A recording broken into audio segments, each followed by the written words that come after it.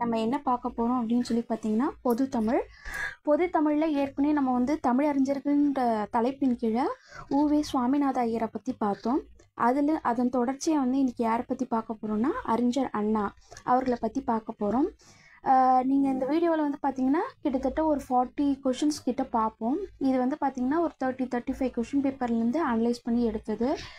இதை நீங்கள் ஒரு கிளான்ஸ் நல்லா பார்த்துட்டு போனாங்களே மோர் தென் எனஃப். கண்டிப்பாக இதுலேருந்து கொஷின்ஸ் வரத்துக்கு ஹை ப்ராபபிலிட்டிஸ் இருக்குது. வாங்க இந்த வீடியோக்குள்ளே போகலாம். ஓகே, ஃபர்ஸ்ட் கொஷின் அப்படின்னு சொல்லி பார்த்தீங்கன்னா அறிஞர் அண்ணா பற்றிய சரியான கூற்றை தேர்வு செய்க. ஃபஸ்ட்டு வந்து பார்த்திங்கன்னா அவர் நீதி பத்திரிகையின் துணை ஆசிரியராக பணியாற்றினார். ஆமாம், கரெக்டுங்க. விடுதலை பத்திரிகையின் ஆசிரியராக பணியாற்றினார். இது ரெண்டும் சரியான கூற்று. அதுக்கப்புறம் வந்து என்ன சொல்லியிருக்காங்க அப்படின்னு சொல்லி பார்த்தீங்கன்னா திராவிட கழகம் மற்றும் திராவிட முன்னேற்ற கழகம் ஒரு இரட்டை குழல் துப்பாக்கி என்று அழைத்தவர் CN அண்ணாதுரை. நான் இப்போ வந்து இந்த கொஷின்ஸ் எப்படி எடுத்திருக்கேன்னா அண்ணானா பொதுவாக அண்ணாவை பற்றி, சரிங்களா? உங்களுக்கு வந்து தமிழ் வைஸும் கவர் ஆகிடும், ஆஸ் வெல் ஆஸ் வந்து உங்களுக்கு ஜென்ரல் ஸ்டடீஸில் சோஷியல் பார்ட்லேயும் கவர் ஆகிடும்.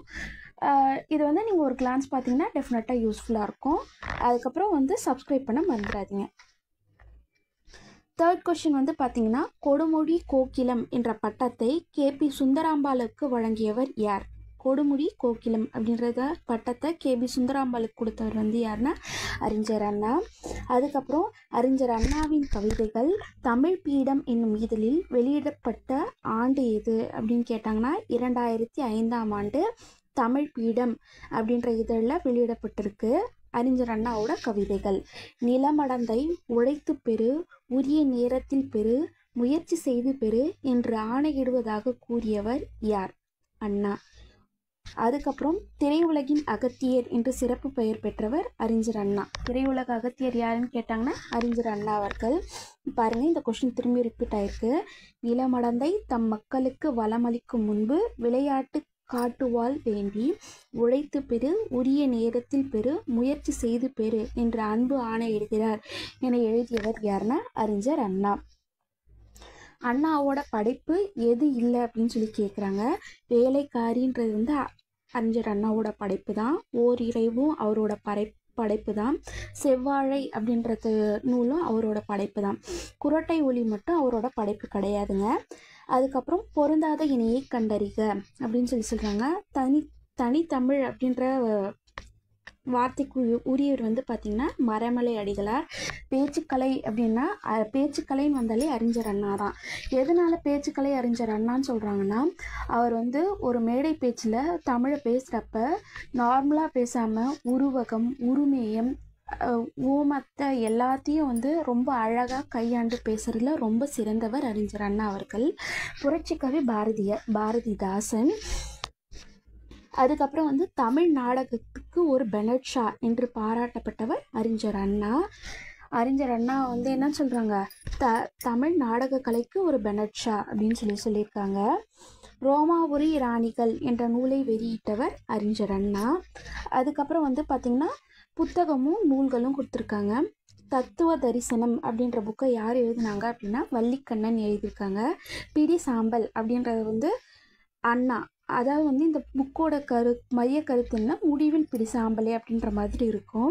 மூன்றாவது வந்து பார்த்திங்கன்னா தாலாட்டு அப்படின்ற புத்தகத்தை எழுதினவர் ஜெயகாந்தன். மிட்டாய்காரன்ற புத்தகத்தை எழுதினவர் கிவா ஜெகநாதன். நெக்ஸ்ட் கொஷின் பார்த்தோம் அப்படின்னு சொல்லி பார்த்தீங்கன்னா நம்ம முன்னாடி அண்ணாவோட படைப்புகள்னு பார்த்தோம் இல்லைங்களா, அந்த படைப்புகளோட மைய கருத்து எல்லாமே கொடுத்துருக்குறாங்க. வேலைக்காரி அப்படின்ற வேலைக்காரி என்ற படைப்போட மைய கருத்து அப்படின்னா எதிரெதிரான சமுதாய ஆதிக்க சக்திகளின் நடவடிக்கைகள். அதாவது வந்து ஒரு லோ கிளாஸ் பீப்புள்ஸும் இருப்பாங்க, ஹை கிளாஸ் பீப்புள்ஸும் இருப்பாங்க. அவங்களோட அந்த கான்ஃப்ளிக்ஸை வந்து ரொம்ப அழகாக வந்து இந்த படைப்பில் சொல்லியிருப்பாரு. ஓர் இரவு அப்படின்னு சொல்லி பார்த்தீங்கன்னா குற்றங்களின் அடிப்படை ஏழ்மை என்பதை நிறுவுதல். அதுக்கப்புறம் வந்து பார்த்திங்கன்னா நீதி தேவனின் மயக்கம் அப்படின்னு சொல்லி பார்த்திங்கன்னா ராமாயணத்தோட கதை மாந்தர்கள் இருக்காங்க இல்லையா, அதில் வந்து கம்பர் செய்த தவறுகளை வந்து கூறுறது தான் வந்து நீதி தேவன் மயக்கம் அப்படின்னு சொல்லி பார்க்கலாம். நல்ல தம்பி அப்படின்றது வந்து பார்த்திங்கன்னா மது ஒழிப்புக்கு ஆதரவு குரல் அப்படின்னு சொல்லி பார்க்குறாங்க. இந்த நல்ல தம்பி அப்படின்றது தான் வந்து அறிஞர் அண்ணாவுடைய முதல் திரைப்படம். அதுக்கு நெக்ஸ்ட்டு ஒரு கொஷின் கொடுத்துருக்காங்க. கத்தியை தீட்டாதே உந்தன் புத்தியை தீட்டு, வன்முறை இரு பக்கமும் கூறுள்ள கத்தியாகும் என்பது அண்ணாவின் பொன்மொழி. ஓகேவா? கத்தியை தீட்டாதே உந்தன் புத்தியை தீட்டு அப்படின்றது அண்ணாவோட பொன்மொழி தான். ஆமாம். அதுக்கான ரீசன் என்ன அப்படின்னா, இந்த அதை வந்து அது வந்து உண்மைப்படுத்தும் விதமாக அவருக்கு என்ன பண்ணியிருக்காங்கன்னா, 2010 அண்ணா நூற்றாண்டு நிறைவடைந்ததை முன்னிட்டு நினைவுபடுத்தும் வழியில் அண்ணா நூற்றாண்டு நூலகத்தை உருவாக்கப்பட்டது. ஆச்சா. அதுக்கு நெக்ஸ்ட் வந்து என்ன பார்க்கணும் அப்படின்னு சொல்லி பார்த்தீங்கன்னா, இது வந்து அவரோட பெருந்தன்மைக்கான ஒரு கொஷின். இது, நீங்கள் என்னை புகழக்கூடாது, ஒரு அரசியல்வாதியை காட்டிலும் ஆசிரியரும் விஞ்ஞானியுமே முக்கியமானவர்கள் என்று கூறியவர் யார் அப்படின்னு பார்த்தீங்கன்னா அறிஞர் அண்ணா அவர்கள். அதுக்கப்புறம் நெக்ஸ்ட் கொஷின் பார்த்தீங்கன்னா, கீழ்கண்டவற்றுள் CN அண்ணாதுரையால் எழுதப்படாத படைப்பை கூறு அப்படின்னு சொல்லி பார்த்துருக்காங்க. அவருடைய எழுத்துக்கள் வந்து என்னென்ன அப்படின்னு பார்த்தீங்கன்னா, ஆரிய மாயை அவர் தான் எழுதினாங்க, ஓரிரவு அவர் தான் எழுதினார், சொர்க்கவாசல் அவர் தான் எழுதினார், ஆனந்த போதினின்ற நூலை மட்டும் அவர் எழுதலை. நல்லவற்றை படித்தால்தான் இளம் வயதிலேயே உள்ளத்திலே புது முறுக்கு ஏற்படும் என்று கூறியவர் யார் அப்படின்னு பார்த்தீங்கன்னா பேரறிஞர் அண்ணா. அதுக்கப்புறம் திராவிட மாவோ என்று அறியப்படுபவர் பேரறிஞர் அண்ணா. திராவிட மாவோ அப்படின்னா யார்? பேரறிஞர் அண்ணா. அதாவது வந்து ரொம்ப நல்ல கருத்துக்களையும் கொள்கைகளையும் கொண்டு அறிஞர் அண்ணா அவர்கள் அரசியலில் ஈடுபட்டார். அவருடைய கொள்கைகள் என்னென்ன அப்படின்னு சொல்லி பார்த்தீங்கன்னா, தமிழருடைய தனித்தன்மையை நிலைநாட்டணும் அப்படின்றது தான் அவருடைய முக்கிய குறிக்கோளாக இருந்தது. மாநில சுயாட்சி, தமிழ்நாடு தமிழர்க்கே அப்படின்ற ஒரு மாநில சுயாட்சி ஒன்று, கூட்டாட்சி ஒன்று, அதுக்கப்புறம் விஞ்ஞான சோசியலிசம், இது எல்லாமே வந்து அண்ணாவோட அரசியல் கொள்கையில் வரும். அதுக்கப்புறம் இந்த பாருங்கள், இந்த கொடிமுடி கோகிலம்ன்ற பட்டத்தை KB சுந்தராம்பாளுக்கு வழங்கியவர் யார் அப்படின்னா அறிஞர் அண்ணா. இந்த கொஷினே 3 டைம் ரிப்பீட் ஆயிருக்கு. அதுக்கப்புறம் வந்து பார்த்திங்கன்னா, கீழ்கண்டவற்றுள் அறிஞர் அண்ணாவை பற்றிய சரியான கூற்று எது அப்படின்னு சொல்லி பார்த்தீங்கன்னா, அறிஞர் அண்ணா தான் வந்து ஃபஸ்ட்டு சுயமரியாதை திருமணங்களை அங்கீகரித்தார். ஆமாங்க, கரெக்டாக 1967 வந்து இதுக்கான சட்ட மசோதாவை அவர் நிறைவேற்றிருப்பார். அதுக்கப்புறம் சென்னை மாநிலம் என்று பெயரை தமிழ்நாடு என்று மாற்றியவர், ஆமாம், அதுவும் அறிஞர் அண்ணா தான். 2ஆம் உலக தமிழ் மாநாடு நடத்தியவர் அதுவும் அறிஞர் அண்ணா தான். 1969 நடந்திருக்கும்.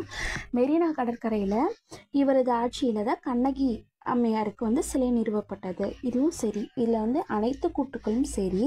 அதுக்கப்புறம் மெட்ராஸ் மாநிலம் எப்பொழுது தமிழ்நாடு என்று பெயர் மாற்றப்பட்டது, அப்பொழுது இருந்த முதலமைச்சர் யார் அப்படின்னா 1969.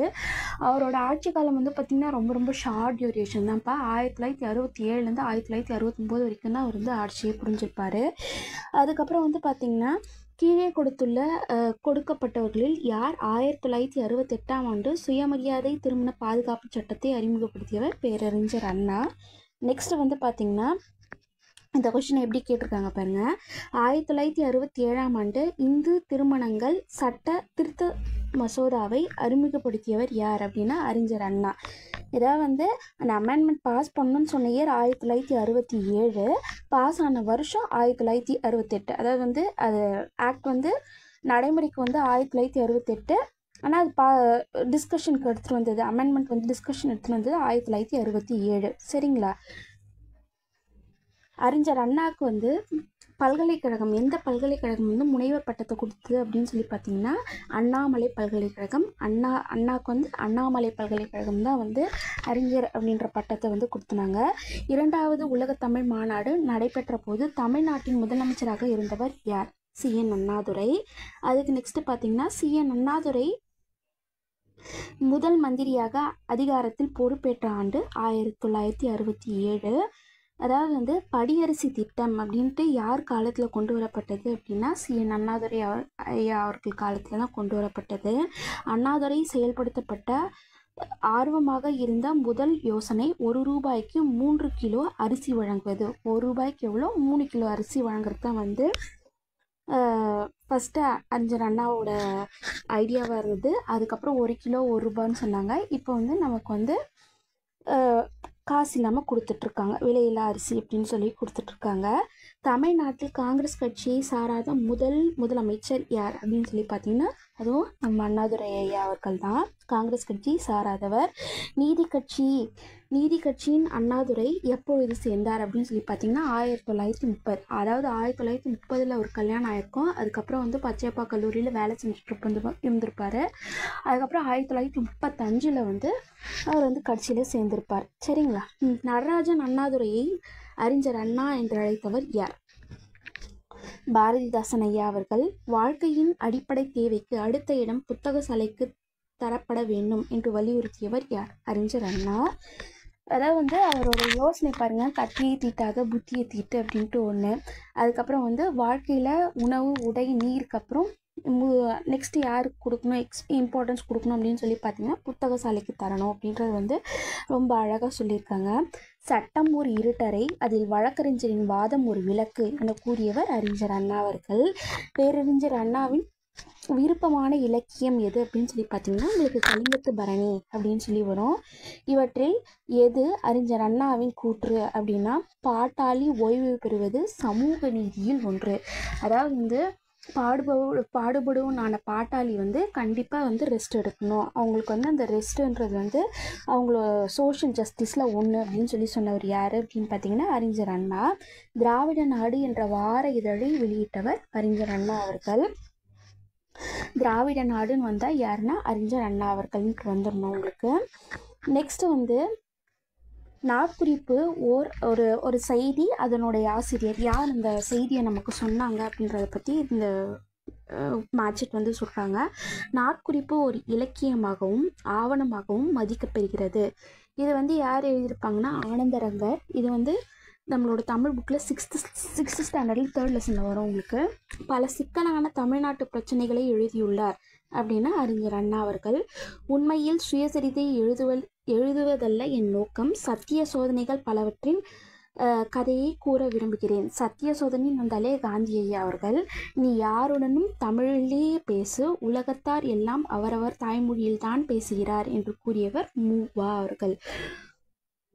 கீழ்கண்டவற்றில் எந்த நாடகம் பேரறிஞர் அண்ணாதுரையால் எழுதப்பட்டது? நீதிதேவனின் மயக்கம். நீதிதேவன் மயக்கம் அப்படின்னு சொல்லி பார்த்தீங்கன்னா ராமாயணத்தில் அந்த கதாபாத்திரத்தில் இருக்கிற பிழைகளை ஏதாவது வந்து கரெக்டாக மேட்ச் பண்ணலாம் அப்படின்னு கம்பேர் பண்ண தப்பை வந்து அழகாக இந்த புக்கில் வந்து சொல்லியிருப்பார். நல்ல வரலாறுகளை படித்தால்தான் இளம் உள்ளத்திலேயே புது முறுக்கு ஏற்படும் என்று கூறியவர் அறிஞர் அண்ணா அவர்கள்.